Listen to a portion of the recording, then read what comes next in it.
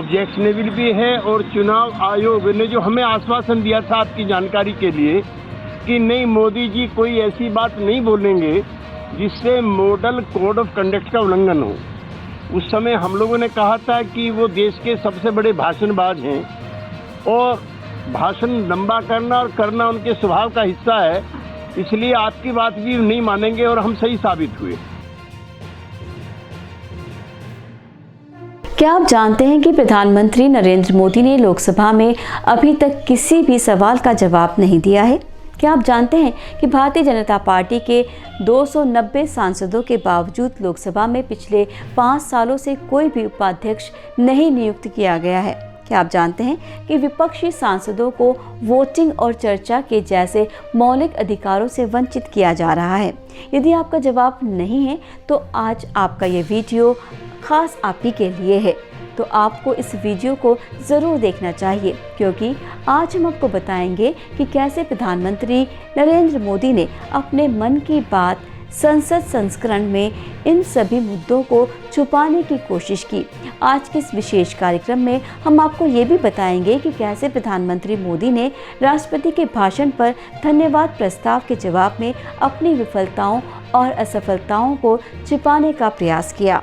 हम आपको ये भी बताएंगे कि कैसे विपक्ष ने उनके झूठ और भ्रम का पर्दाफाश किया और उन्हें जनता के सामने जवाबदेही के लिए चुनौती दी। प्रधानमंत्री मोदी ने अपने भाषण में अपनी सरकार की उपलब्धियों का दावा किया और विपक्ष को आलोचना करने का अवसर नहीं दिया। उन्होंने कहा कि उनकी सरकार ने देश को आत्मनिर्भर बनाने के लिए कई कदम उठाए हैं और विकास की गति को बढ़ाया है। उन्होंने कहा कि उनकी सरकार ने किसानों, गरीबों, महिलाओं, युवाओं और अल्पसंख्यकों के हित में कई योजनाओं की शुरुआत की है और उन्हें सशक्त बनाने का प्रयास किया है। उन्होंने कहा कि उनकी सरकार ने कोरोना महामारी के दौरान देश की जान और जहान बचाने के लिए अनोखी जिम्मेदारी निभाई है और वैक्सीनेशन का अभूतपूर्व अभियान चलाया है। प्रधानमंत्री मोदी ने अपने भाषण में विपक्ष को बार बार निशाना बनाया और उन्हें देश के विकास को रोकने का आरोप लगाया। उन्होंने कहा कि विपक्ष ने संसद में हंगामा करके देश के लोकतंत्र की गरिमा को ठेस पहुंचाई है और जनता की आवाज़ को दबाने की कोशिश की है।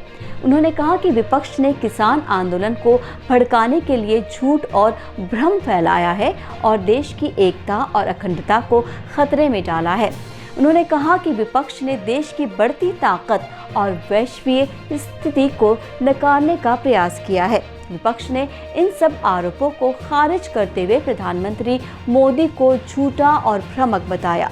विपक्षी नेता ने कहा कि प्रधानमंत्री ने संसद में एक भी सवाल का जवाब नहीं दिया, बल्कि अपने भाषण में विपक्ष को बदनाम करने की कोशिश की।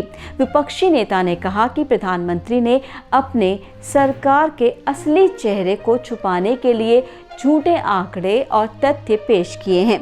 विपक्षी नेता ने कहा कि प्रधानमंत्री ने देश की अर्थव्यवस्था, रोजगार, महंगाई, शिक्षा, स्वास्थ्य, आधिकारिक अधिकारों और लोकतंत्र की दुर्दशा को नजरअंदाज कर दिया।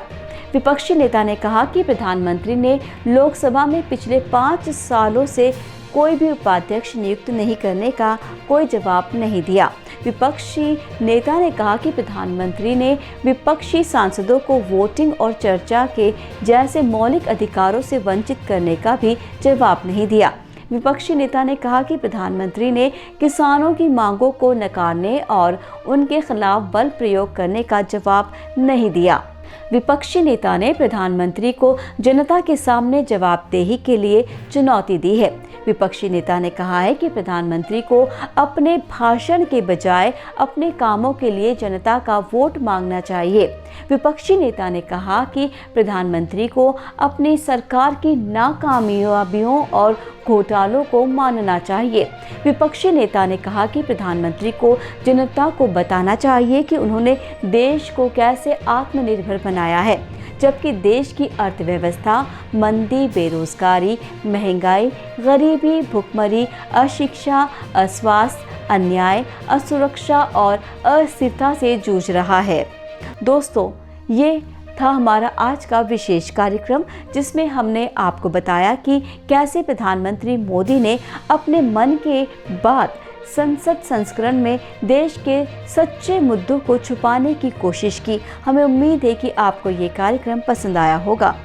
अगर आपके पास कोई सवाल या इस कार्यक्रम से जुड़े कोई सुझाव हैं, अगर आप टिप्पणी कुछ करना चाहते हैं तो नीचे दिए कमेंट बॉक्स में ज़रूर लिखिए। फिर मिलेंगे आपसे अगले वीडियो में। दीजिए विदा, नमस्कार।